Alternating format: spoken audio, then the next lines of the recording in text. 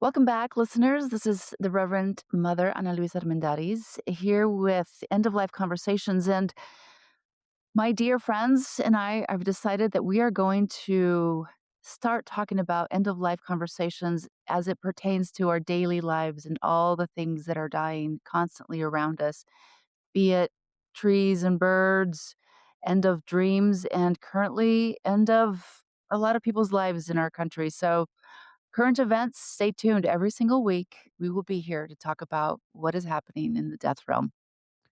And I am Reverend Joaquil David Matthews, and we really thought this was a fun idea. And we talked to our friend and editor and asked him to join us because we always have such wonderful conversations with him.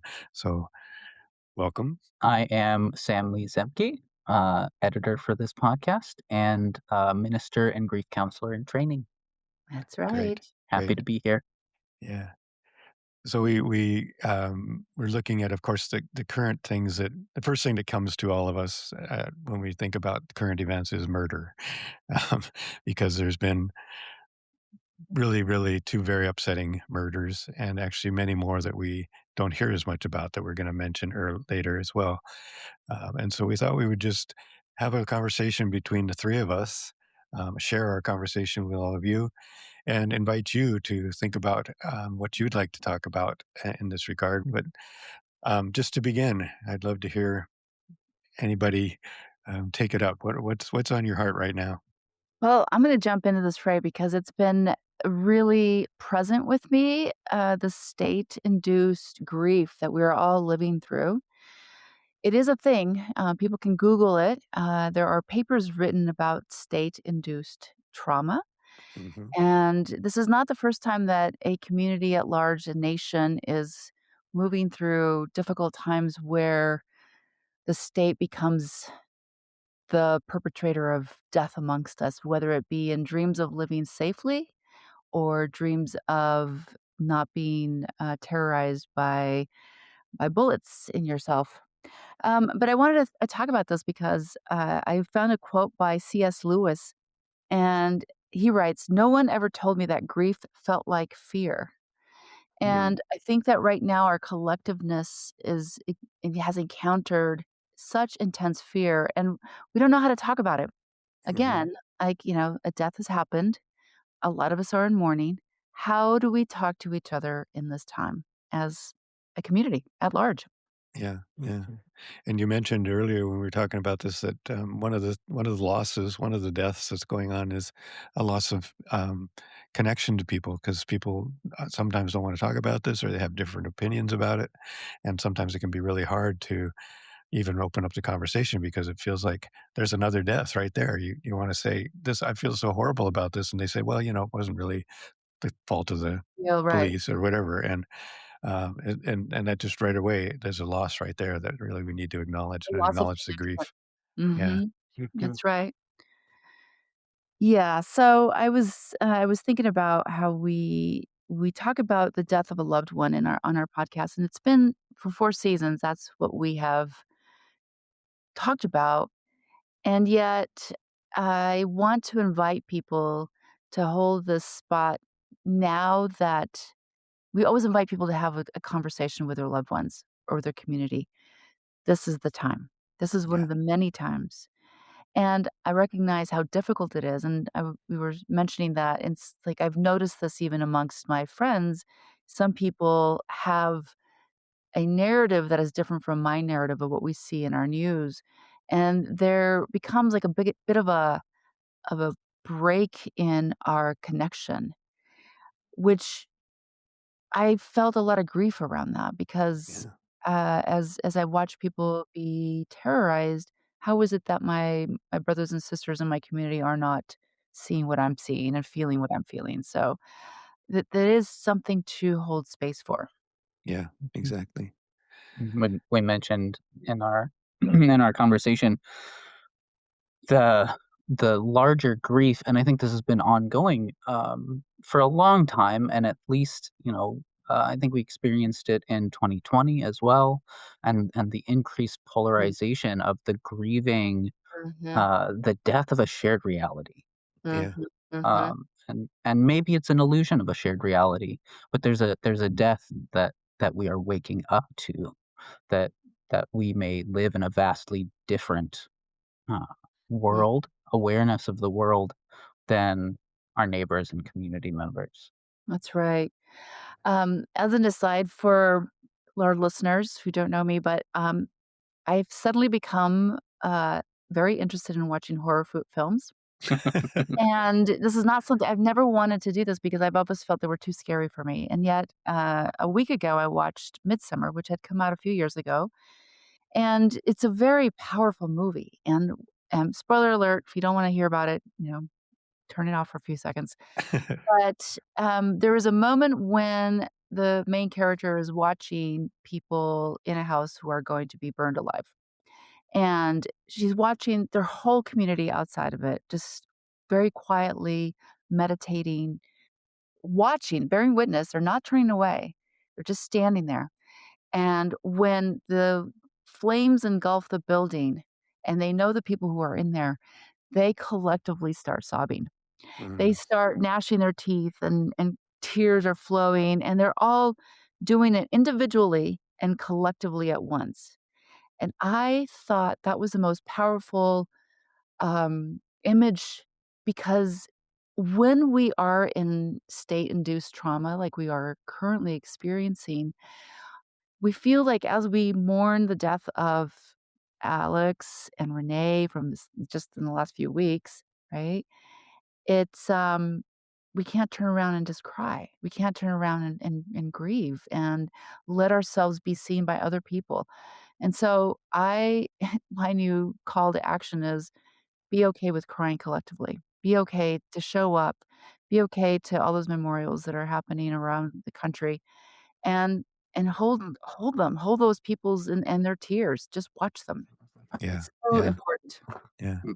One of the things that I just went to an event yesterday that they had it was an activist fair, if you will, and they had all sorts of different groups there, a lot of immigration support groups, and so I really recommend that everybody check your neighborhood. There's a lot of this going on all over the country now, Mm, immigration support or just local uh, mutual aid groups that are really gathering up to just be hyper local in connecting with each other and with mm, helping each other and being there to support your loved ones and your family and your neighbors. Find out who in your neighborhood, if there isn't one there already, find out who in your neighborhood needs mhm, support, elderly or mhm, immigrant or whatever, and create a group yourself. And it's a way to, what they were talking about yesterday was this, it's a way to really um, be supportive get support for yourself and mhm, support others. And one of the main things that I was kind of a little surprised to hear was that one of the things these groups are now doing is offering mental health support. Not only are they offering, accompaniment and legal support and, different things like that, but and of course the rapid response groups that are going out and doing this filming, but they're also offering mental health support. And so Ana Luisa and Sam and I have talked about maybe there should also be, as part of that, grief support, and if mhm, not, that's something you all can think about and offer. mhm, So mhm, it's really important, I think, as Annalisa just said, to get to collectively recognize the grief that we're going through and acknowledge it, and with no like sobbing together, yeah, which mhm, that I'm not. And I also think real quickly that it's a good idea for us to name not just the two folks that mhm. are so in the news these days. Somebody yesterday said that's a privilege that we know their names, Right, the and I white think, people. yeah, the two white middle class people, both 37 years old. I found that was really Mhm, interesting too. Mm. That we real obviously it really hit hard, and mhm, but it maybe one of the things they said was this has been going on for decades, mhm. and people have been disappeared for decades, and they've been murdered for decades by by the state, and so just in the last since January, we can name. I think 9 different people or something like Mhm, that. I don't mhm, have that in front of mhm, me, but maybe we should Mhm. just take a pause and name the other mhm. people that Yep. we know of who have died in the Mhm, custody. And of course, we you know, they say every time that it was natural causes or something, but we've already learned that at least one of those was killed by asphyxiation. So I think we can name them all with the thought that they've Mhm, died mhm, in the hands of our government, mhm, and whether or not it was because they had a heart attack or drug addicts or whatever, they've all been lost, and it's a death for everybody. And mhm, again, this mourning that we're talking about, this grief, isn't just about people who've literally died, but it's also about all those people who've been disappeared, mhm, families, parents, mhm, children, mhm. kids, friends, brothers and sisters, Neighbors, siblings, yeah, yeah, everybody.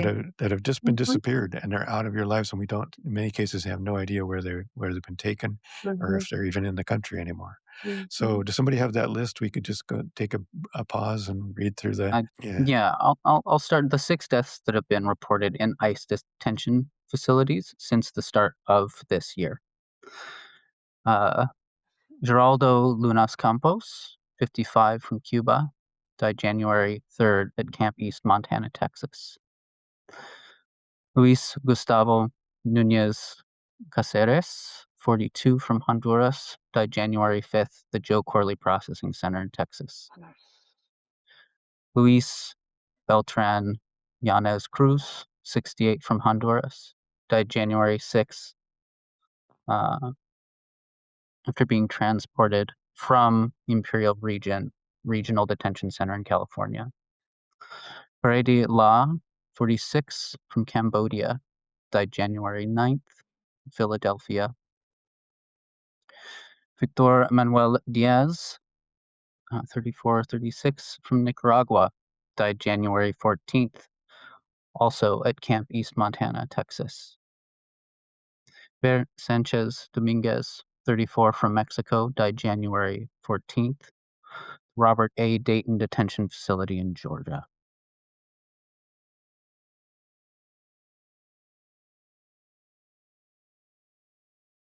So those names may be new to so many of our listeners, and it's okay if you haven't heard those names. You've heard them today, Yeah. and we acknowledge that they were somebody's family, children, dads, and it is part of this collective trauma that we're experiencing that I wanted to just remind people that some of the ways that collective trauma can manifest in ourselves and in our community is we start with a loss of connection with each other, not understanding who knows what, who believes what, who values whom. You sometimes feel like you're starting to cut yourself off from certain people, and that is a loss. That is a small death that you have just entered into. You might feel heightened anxiety. Even after we know of the dangers that are going on in our communities, there's still a sense that you're not safe. And, as a Latina, a woman in brown skin, I have felt that for my entire life. And the fact that, white people have started coming up and saying it feels very, very real to me now. Mhm. Yeah, I'm glad that you're suddenly understanding the weight of the anxiety that so many of us have had to endure for our whole lives. It'll be difficult to rebuild trust. It's really hard because right now we've lost the trust of our community politicians, our Mhm. governors, our senators, our congresspeople, and, to a large degree, our policemen, right? Like, we don't know whose side they're on, and that is very that's very scary, and it's something to mourn, like, not feeling Mhm. safe with Mhm. people who are supposed to be there for us. And the realization, I think, as the veil drops some, Mhm. that, like, there is a new grief, as we watch the institutions that we've been, um, raised or reinforced or told to trust our entire Mhm. lives. Right. Voting, Right. decorum, rule of law, Mhm. you know, that the foundational structures are resilient in a way that we are seeing they are not. Not. Yeah. That's And Yeah. there's a grieving of, like, status quo, right. um, of just the fabric of our nation, of our government. Yes, and that fabric is also our collective history. I know that I've been watching as, signs have come down from national parks, uh, related to indigenous peoples, Chicano communities across the country. I mean, slavery Mhm. Mhm. signs have come down. That they're killing our history. There is a Right. depth that is occurring there when we cannot say, "Wait a minute, that is part of the lineage of my stories that have come down for us." Right. That is also something that is going to be deeply wounding to all of our souls. Yeah. We Yeah. can acknowledge Mhm. it or not. Yeah. Yeah. Mhm.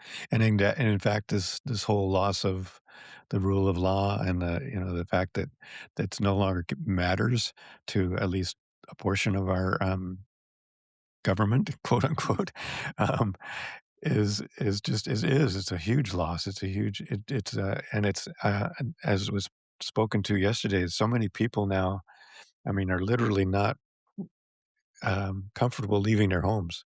Mhm. And so one of the things that's being done, one of the things I encourage you to look into is supporting them by bringing them food or Mhm, taking them to doctor's appointments or things like that.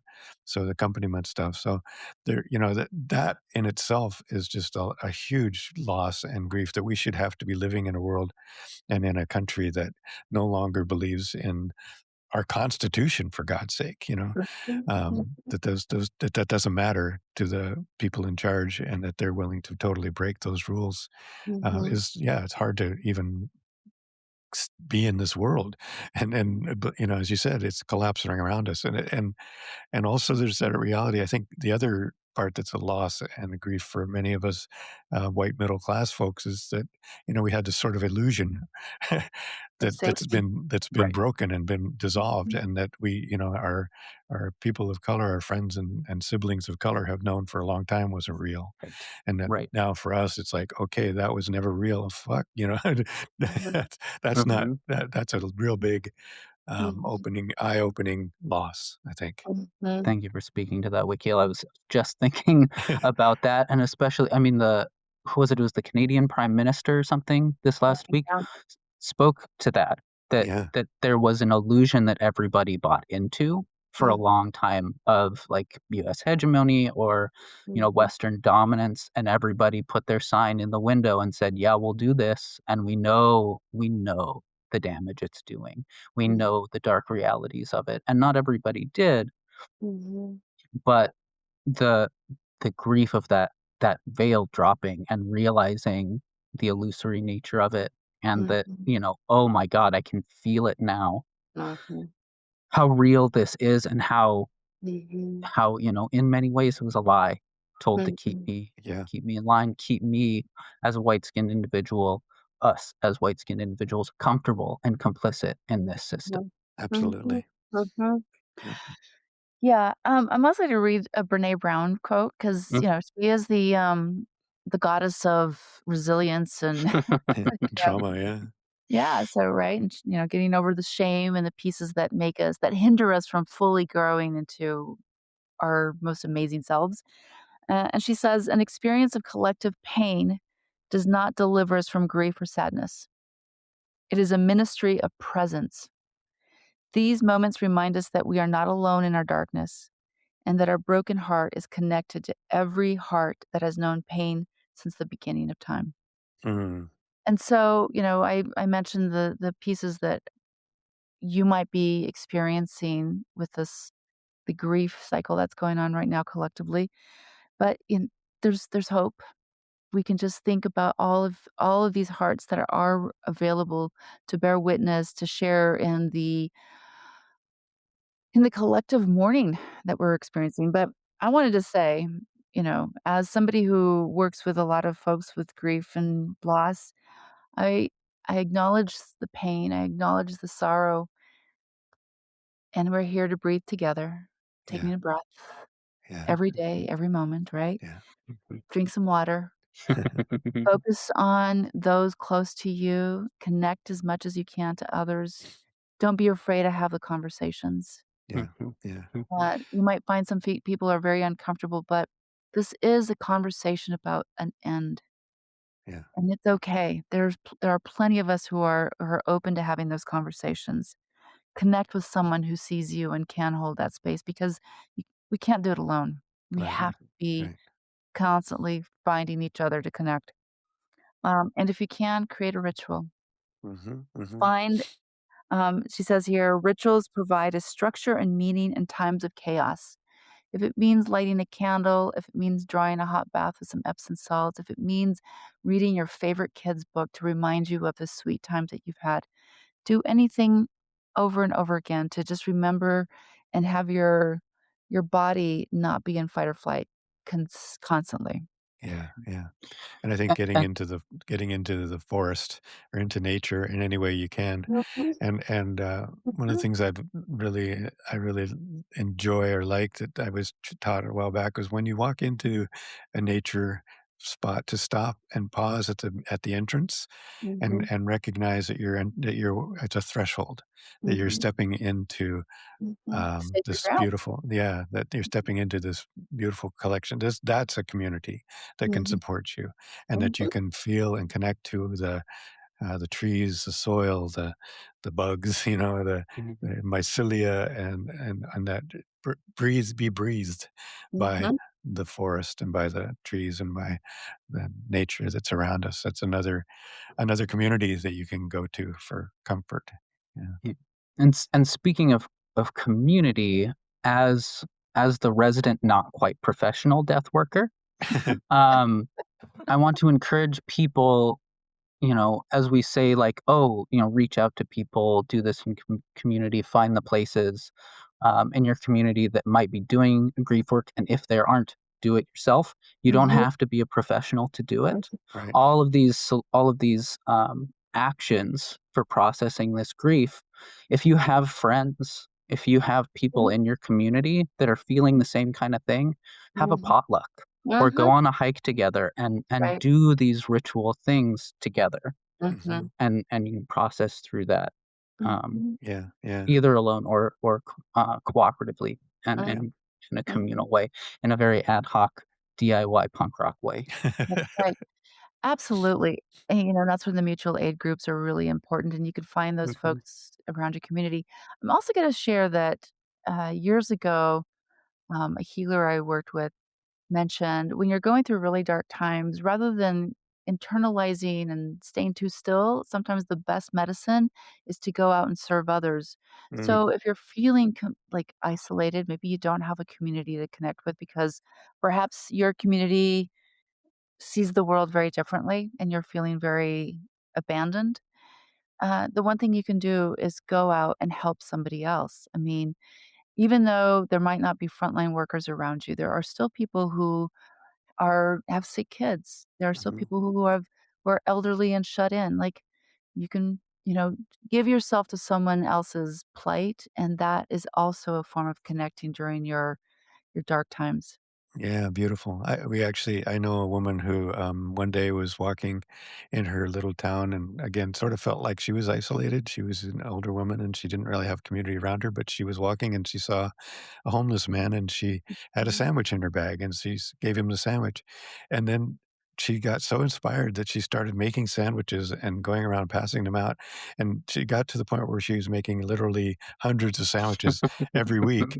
And it just it became her ministry Your to ministry. make a Yeah. bunch of sandwiches and take them out and pass them around to people who Yeah. needed them. And mhm, so that just is an example, I think, of anybody anywhere can just look for set that intention that my mhm. intention for the day is to be of service to somebody somewhere, and Mhm. you will be guided to that service. That's been my Right. experience. Mhm. So, That's I right. Well, I oh, go ahead, Sam. I often find also community co-op, Mhm. like food co-ops, yeah. Right. bulletin boards have a lot of opportunities for service. Mhm. Senior centers are a really Mhm. great place to go, and look for opportunities to be in Mhm. service. And um, personally, sometimes I struggle with the current state of protest. Yeah. but going to protests, even if you're not. I guess my struggle is like, why am I yelling at deaf ears? Right. They're not listening, they don't care. But there are often, similar to the activist fair that Wakil was talking about, there are tables, there are people who are Mhm. offering community support trainings, and will have resources for how to support your community in Yeah. That's right. times like that. Yeah. That's right. Well, and I serve, meals on with for Food Not Bombs, and so we don't get in and yell. What we do is set up a table, and we make a couple hundred burritos, and we're like, even activists need to eat, and so we out there passing out food whenever, we can. And I'm gonna Mhm. say, in your times of grief, you don't have to have a thing to give away either. Giving of yourself to strangers, looking them in the eye and saying hello, Yeah.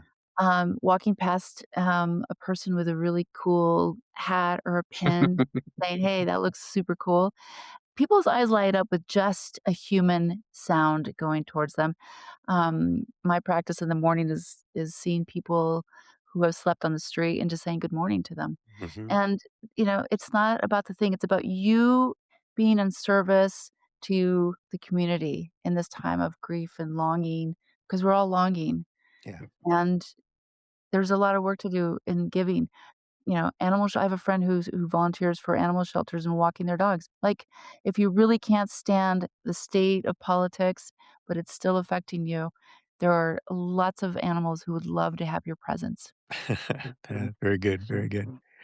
Well, we're kinda close to the time we wanted to share, Yeah. and I do wanna mention that we are changing things up a bit, and we Mhm. will be having our next episode actually, we're gonna air on the weekends from now on, and so if please tune in. Our next episode will be, just Ana Luisa and I were talking about how to get these conversations started, really, That's and we right. have in that, I really hope you can join us. We'll be talking about like things about how you can get the conversation started, but also specific things like do conversations about planning for end of life or films or books Mhm. and things like that. And I think that's going to be a really interesting episode. I hope you'll join us for that. Yeah, Um, that'll be give some really good practical solutions. And Wakil, would you do the Substack plug here at the end? Yes, definitely. We will be. You can find in our podcast notes a link to our Substack page, and you can also find it just by going to Substack and looking for End of Life Conversations. But we will have or we do have a paid version of our subscriptions. You can also just subscribe and get notices from us whenever we're doing a new episode, etc. But if you pay, we're going to start doing a, a conversation together, a get online gathering. It might just be a conversation. It might be a book or movie conversation, Really and connect them. we'll have a chat group that the community can start using to start really having this kind of keep this conversation going.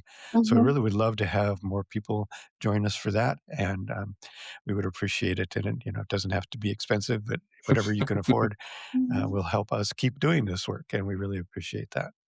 Yes, we Yeah, do. Thank you so much. thank you. So much gratitude to, of course, my dear friends, Sam and Ana Luisa, and to all of you. Please continue to subscribe and And do like the good and work of talking about death and dying. yeah, Mhm. yeah. And care for your hearts. Care for That's your hearts. Yeah. For your hearts. Much love. Take care. Until next time, adios. Adios. Adios.